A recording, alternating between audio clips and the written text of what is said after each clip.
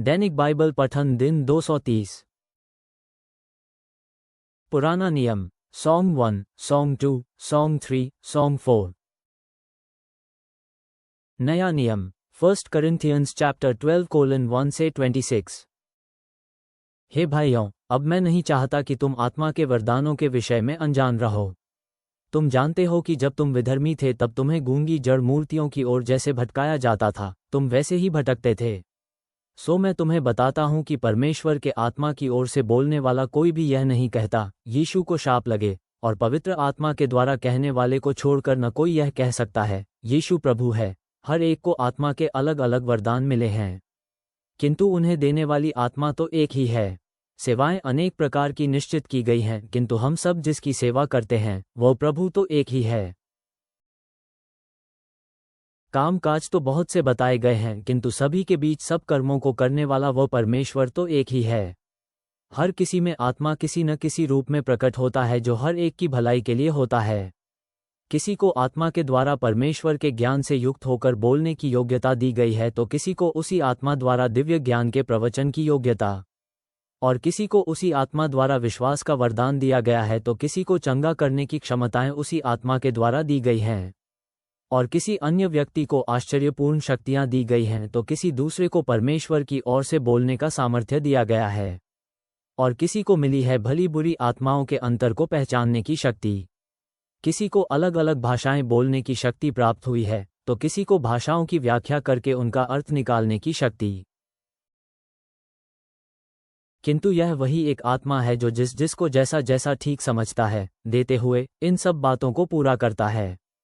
जैसे हम में से हर एक का शरीर तो एक है, पर उसमें अंग अनेक हैं, और यद्यपि अंगों के अनेक रहते हुए भी उनसे देह एक ही बनती है, वैसे ही मसीह है। क्योंकि चाहे हम यहूदी रहे हों, चाहे गैर यहूदी, सेवक रहे हों या स्वतंत्र, एक ही देह के विभिन्न अंग बन जाने के लिए हम सबको एक ही आत्मा द्वारा बपतिस्मा दिया गया, और प्यास बुझाने को हम सबको एक ही आत्मा प्रदान की गई। अब देखो, मानव शरीर किसी एक अंग से ही तो बना नहीं होता, बल्कि उसमें बहुत से अंग होते हैं। यदि पैर कहे, क्योंकि मैं हाथ नहीं हूं इसलिए मेरा शरीर से कोई संबंध नहीं, तो इसीलिए क्या वह शरीर का अंग नहीं रहेगा? इसी प्रकार यदि कान कहे, क्योंकि मैं आंख नहीं हूं इसलिए मैं शरीर का नहीं हूं, तो क्या इसी कारण से वह शरीर का नहीं रहेगा? यदि एक आंख ही सारा शरीर होता तो सुना कहां से जाता? यदि कान ही सारा शरीर होता तो सूंघा कहां से जाता? किंतु वास्तव में परमेश्वर ने जैसा ठीक समझा, हर अंग को शरीर में वैसा ही स्थान दिया। सो यदि शरीर के सारे अंग एक से हो जाते तो शरीर ही कहां होता?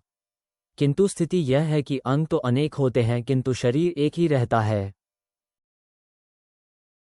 आंख हाथ से यह नहीं कह सकती, मुझे तेरी आवश्यकता नहीं, या ऐसे ही सिर पैरों से नहीं कह सकता, मुझे तुम्हारी आवश्यकता नहीं। इसके बिल्कुल विपरीत शरीर के जिन अंगों को हम दुर्बल समझते हैं वे बहुत आवश्यक होते हैं, और शरीर के जिन अंगों को हम कम आदरणीय समझते हैं उनका हम अधिक ध्यान रखते हैं, और हमारे गुप्त अंग और अधिक शालीनता पा लेते हैं, जबकि हमारे प्रदर्शनीय अंगों को इस प्रकार के उपचार की आवश्यकता नहीं होती। किंतु परमेश्वर ने हमारे शरीर की रचना इस ढंग से की है जिससे उन अंगों को जो कम सुंदर हैं और अधिक आदर प्राप्त हो, ताकि देह में कहीं कोई फूट न पड़े, बल्कि देह के अंग परस्पर एक दूसरे का समान रूप से ध्यान रखें। यदि शरीर का कोई एक अंग दुख पाता है तो उसके साथ शरीर के और सभी अंग दुखी होते हैं। यदि किसी एक अंग का मान बढ़ता है तो सभी अंग हिस्सा बांटते हैं। भजन संहिता साम चैप्टर 99:1 से 9। यहोवा राजा है, सो हे राष्ट्र भय से कांप उठो। परमेश्वर राजा के रूप में करूब दूतों पर विराजता है, सो हे विश्व भय से कांप उठो। यहोवा सियोन में महान है, सारे मनुष्यों का वही महान राजा है। सभी मनुष्य तेरे नाम का गुण गाएं।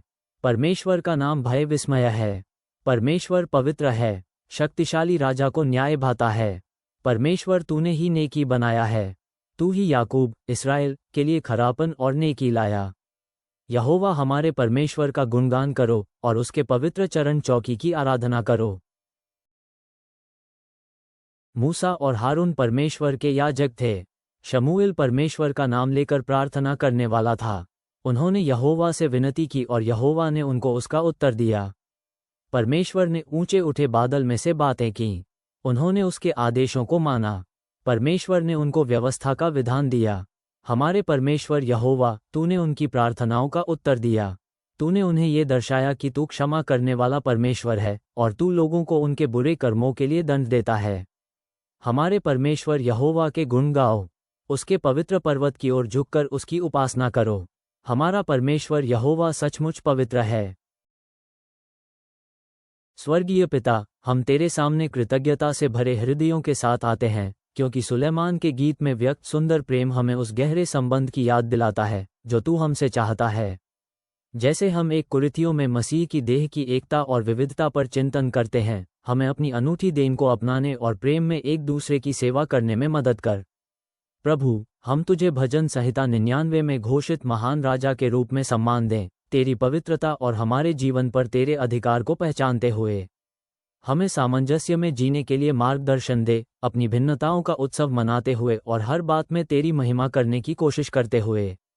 तेरी दया हमें हर जगह घेरे रहे। आमीन।